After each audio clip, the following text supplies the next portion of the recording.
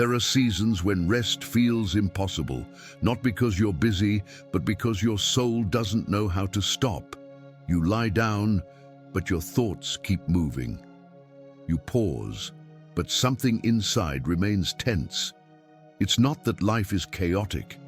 It's that you've been carrying more than you realized. You've learned how to function while tired, how to pray while empty, how to keep going even when rest never fully reaches you. And because you're still standing, no one notices the weight. But weariness doesn't always look dramatic. Sometimes it looks quiet, a steady fatigue, a dull heaviness that follows you through ordinary days, a sense that even peace requires effort. You're not overwhelmed by fear. You're not in crisis. You're simply worn. Worn from waiting, worn from holding things together, worn from staying faithful when nothing feels light anymore. And rest, real rest, feels distant. You try to slow down, but guilt follows. You try to breathe, but your body doesn't believe it's safe yet. Somewhere along the way, rest became something you postpone, something you promise yourself later. After things improve, after clarity comes, after strength returns. But the soul cannot wait forever. If this sounds familiar, stay here.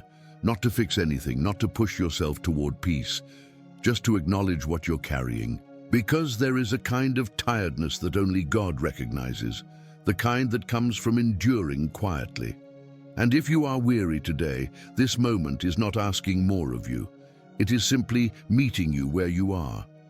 Weariness has a way of hiding in plain sight. You still complete what needs to be done. You still respond, attend, participate. From the outside, nothing appears wrong. But inside, something feels drained. It's the exhaustion that comes from constantly holding yourself together, from managing emotions carefully, from choosing faith even when it costs more than it gives. You may not feel discouraged in a dramatic way. You simply feel depleted. Prayer continues, but it feels thinner. Scripture is familiar, but it doesn't land with the same weight. You believe God is near, yet rest feels just out of reach. There is often guilt attached to this kind of tiredness. You tell yourself you should be grateful. You remind yourself others have it harder. You wonder why rest hasn't arrived yet, and so you keep going. You push through days without asking much of anyone. You minimize what you're carrying because it seems invisible.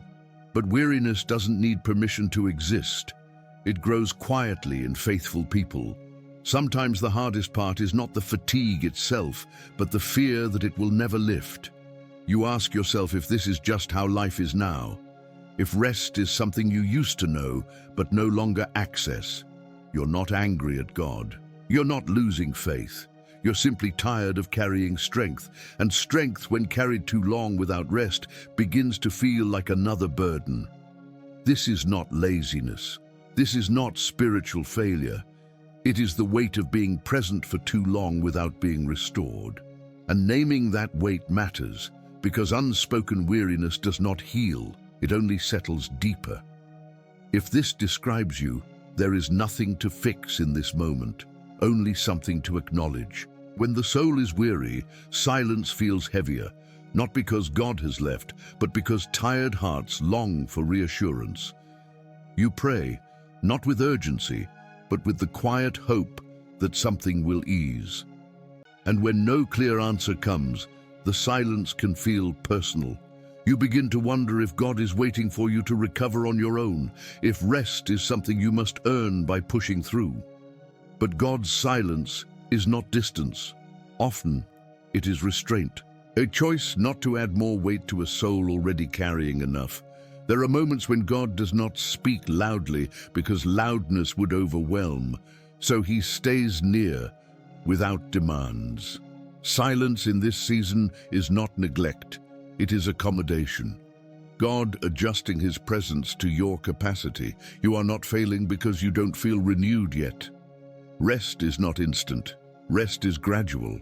And God is patient with gradual things. He does not rush restoration. He allows it to unfold at the pace the soul can receive. Silence makes room for breathing, for slowing, for letting strength return without pressure. If God feels quiet right now, it may be because He is guarding your rest, protecting you from expectations, including your own. You do not need to interpret silence as absence. You do not need to explain it away. You are allowed to simply remain. Sometimes the most faithful response is not action or understanding, but stillness. And in that stillness, God remains. This is where Psalm 23 begins to speak, not as instruction, but as relief. The Lord is my shepherd. This sentence alone changes the posture of the soul. It removes the pressure to lead yourself. A shepherd does not ask the sheep to find rest. He brings them there. He makes me lie down in green pastures. Rest is not negotiated. It is given. When the soul is weary, it does not wander into rest on its own. It must be guided there. He leads me beside still waters. Still waters are not accidental. They are chosen. God does not restore you by asking for more effort. He restores you by creating space where striving can stop. He restores my soul. Restoration is not sleep alone. It is the slow return of trust, safety, and breath. You may not feel renewed yet, but restoration does not announce itself. It works quietly.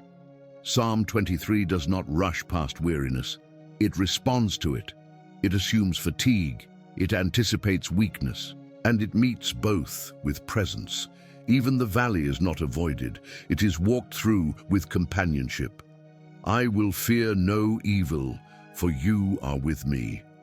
Not because the danger disappears, but because you are not alone inside it. This psalm does not promise escape. It promises accompaniment. And for the weary soul that changes everything, you are not asked to generate rest. You are led into it. Let this be a moment without effort. You don't need to arrive anywhere.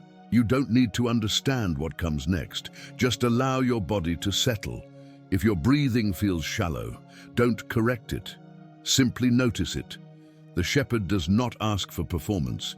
He invites rest. He makes me lie down. There is gentleness in that phrase, an understanding that tired souls don't know how to stop on their own. Let your shoulders drop. Let the tension you've been holding soften slightly. You don't have to release everything, just enough to breathe more freely. If your mind feels busy, let thoughts pass without judgment. Still waters do not move quickly. They do not demand attention. They simply remain. In this space, nothing is expected of you. You are not being prepared for the next task. You are not being strengthened for more responsibility. This rest is not strategic. It is compassionate. If your faith feels thin, it is still welcome here. If your trust feels quiet, it is still enough. Rest does not require explanation. It does not require progress. It only requires safety. And safety comes from presence. God is not watching from a distance. He is near, not to correct, not to hurry, but to remain. Stay here for another breath. Let rest be what it is, not a solution, but a gift. If this moment offered you even a small measure of rest, there is no need to rush away from it. Weariness is not resolved all at once. It eases slowly in layers. Psalm 23 does not end with triumph. It ends with dwelling. I will dwell in the house of the Lord all the days of my life. Not after strength returns, not once the tiredness disappears, but all the days, including the heavy ones. Rest is not a destination you reach. It is a place you return to, again and again. If today felt quieter than you expected, that is not failure. Quiet is often where restoration begins. You are not required to carry tomorrow's weight tonight. You are not asked to prepare for what comes next. This moment is enough. The shepherd remains, not waiting for improvement, not measuring your progress, simply staying. If you need rest again, return here. These psalms are not meant to be consumed quickly. They are meant to be lived with. One breath, one pause, one day at a time. Stay close.